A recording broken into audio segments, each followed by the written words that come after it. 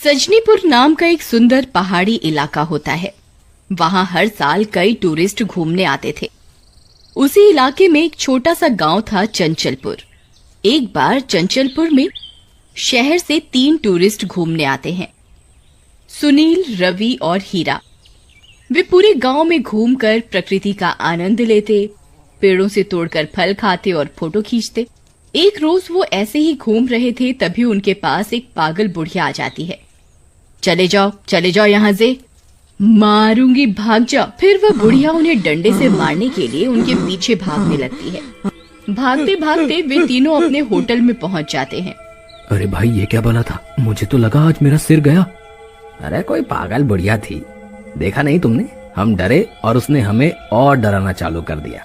हाँ, सही कहते हो। कल से हम उस साइड नहीं जाएंगे, और वो पागल बुढ़िया कहीं दिख भी गई तो कट लेंगे वहाँ से, बता रहे। फिर वे तीनों सो जाते हैं। आधी रात होने पर जंगल से किसी के रोने की आवाज आती है।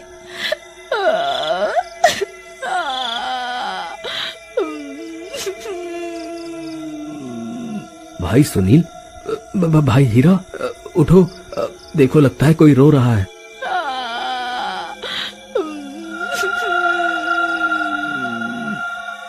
हमें यहाँ से निकल जाना चाहिए, यहाँ चीजें डरावनी होती जा रही हैं। अबे बेवकूफ, ये गांव जंगल के बीचों बीच है। और बता, जंगल में कौन रहते हैं? जंगली जानवर? हाँ, डरपोक रवि जी, इस जंगल में जंगली जानवर हैं, वही रह रहे हैं। वे तीनों फिर से सो जाते हैं। अगली सुबह वे फिर से गांव घूमने निकल जाते हैं। उन्हें वो पागल बुढ़िया फिर से मिल जाती है। चले जाओ, और वह डंडा लेकर उनके पीछे पड़ जाती है। थोड़ी देर में वे तीनों फिर से होटल पर पहुंच जाते हैं। यार, तुम दोनों पागल हो। एक कमजोर सी पागल बुढ़िया को देखकर भागने लगते हो, हैं? तुम्हारे साथ फिर मुझे भी भागना पड़ता है। बताओ, हमें उस बुढ़िया को सबक सिखाना होगा, नहीं तो वो हमारी ट्रिप की ऐसी तैसी कर देगी, बता रहे। भाई हीरा, मैं कहाँ भागता हूँ? सबसे पहले तो इस रवि की हवा निकल जाती है, इसकी वजह से मुझे भागना पड़ता है। भाइयों, ये गाँव बहुत अजीब है, हमें यहाँ से चलना चाहिए। तुझे जाना है तो तू जा, हम तो यहीं एंजॉय करेंगे। गांव में लड़कियां देखिए कितनी सुंदर है। मैं तो यहाँ तुम्हारी भाभी ढूंढ कर ही जाऊंगा, बता रहा हूँ। ठीक है, मैं जाता हूँ। फिर रवि अपना सामान उठाकर वहाँ से निकल जाता है। फिर थोड़ी देर चलने के बाद, हे ईश्वर, मैं आ तो गया बाहर, लेकिन शहर जाऊंगा कैसे? भाग यहाँ से, चला जा यहाँ से, चला जा। वह डंडा लेकर उसके पीछे पड़ जाती है। आई मम्मी, बचा लो, अरे मर गया रे, भागो रे। बुढ़िया से बचने के लिए वह जंगल में घुस जाता है। थोड़ी देर में उसे एक बस स्टैंड दिखता है। अरे वाह, बस स्टैंड, बस अब कोई सवारी आ जाए और इस मुसीबत से मेरी जान बचे। थोड़ी देर में वहाँ एक टैक्सी आती है।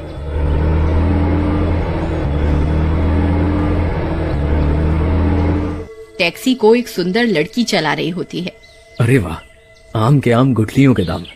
मुझे टैक्सी आने से ज्यादा खुशी तो इस लड़की के आने से है, इसे तो मैं पटा ही लूंगा। हाँ। फिर वो उस टैक्सी में बैठ जाता है। थोड़ी देर बाद, तुम बहुत सुंदर हो, मन करता है तुम्हें अपनी बाहों में ले लूं। उसके यह बोलते ही वह लड़की टैक्सी रोक देती है और एक खतरनाक चुड़ैल बन जाती है।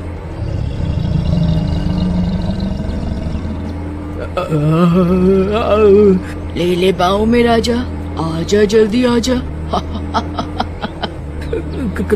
कौन हो तुम? मुझसे क्या चाहती हो? मुझे माफ कर दो। ऐसे कैसे माफ कर दूं छिछोरे? तुम शहर के छिछोरे आकर गांव की भोली भाली लड़कियों को तंग करते हो, इसकी सजा तुम्हें जरूर मिलेगी। फिर वह चुड़ैल रवि को मार देती है और उसकी लाश जंगली जानवरों को खिला देती है। वहीं दूसरी ओर हीरा और सुनील अपने कमरे में सो रहे होते हैं। थोड़ी देर बाद जंगल से किसी के हंसने की आवाज आती है। भाई हीरा, आज तो जंगल से किसी के हंसने की आवाज आ रही है यार।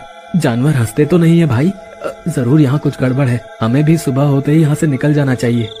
हाँ ठीक है, सही कहते हो, बस दुख एक बात का है, तुम्हारे लिए कोई भाभी नहीं मिली।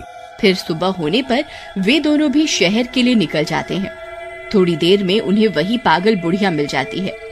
मर गया, तुम्हारा दोस्त मर गया। वे दोनों फिर उस बुढ़िया से बचने के लिए भागने लगते हैं। थोड़ी देर में वे दोनों उसी बस स्टैंड के पास पहुंच जाते हैं। वहां पर वही लड़की टैक्सी लेकर आ जाती है। अरे वाह, क्या लड़की है, लगता है तेरी भाभी मिल गई। तू सामान उठा के ला, मैं जाके हाय हेलो करता हूँ। फिर सुनील सामान उठाने लगता है और हीरा अंदर बैठ जाता है और वह टैक्सी गायब हो जाती है। यह देखकर सुनील दंग रह जाता है और हीरा को लगता है कि टैक्सी चली गई है। अच्छा किया मेरी रानी, उसे छोड़ दिया। तुम कितनी सुंदर हो, उफ, जरा चेहरा तो दिखाओ। जैसे ही वह लड़की हीरा की तरफ मुड़ती है वह एक चुड़ैल बन जाती है।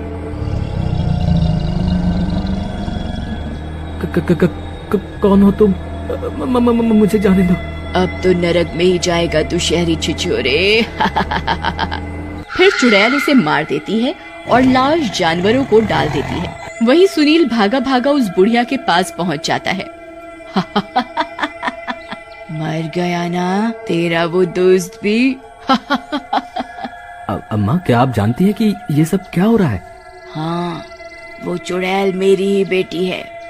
कुछ साल पहले यहाँ शहर से एक टैक्सी में कुछ लड़के घूमने आए। उन्होंने मेरी बेटी को बहला फुसला कर टैक्सी में बिठा लिया और फिर बेरहमी से उसे मार दिया। तब से वो चुड़ैल बन गई। पहले उन टैक्सी वाले लड़कों को मारा और फिर अब जो भी इस गांव में शहर से आता है उन्हें मार देती है। पर अम्मा, ऐसे तो लोग इस इलाके में आना ही बंद कर देंगे और कई लोगों की आमदनी छिन जाएगी। और हर कोई लड़का तो एक जैसा नहीं होता ना। मैं हर लड़की को अपनी बहन की तरह देखता हूँ। इसका कुछ समाधान बताओ अम्मा। ठीक है, तुम रात 12 बजे आ जाना। मेरी बेटी मुझसे 12 बजे मिलने आती है रोज। फिर 12 बजते ही वो बुढ़िया की झोपड़ी के पास पहुंच जाता है। थोड़ी देर में वह चुड़ैल वहां टैक्सी लेकर आ जाती है। कौन है ये? कौन है ये माँ? सुनिए चुड़ैल जी, मुझे अम्मा ने सब बता दिया है। मुझे आपकी मृत्यु का बहुत दुख है, लेकिन आप हर बेगुनाह को मारेंगी तो ये इलाका भूतिया घोषित हो जाएगा। तो क्या करूं? ऐसे ही अपने यहाँ की भोली भाली लड़कियों को परेशान होती देखती रहूं?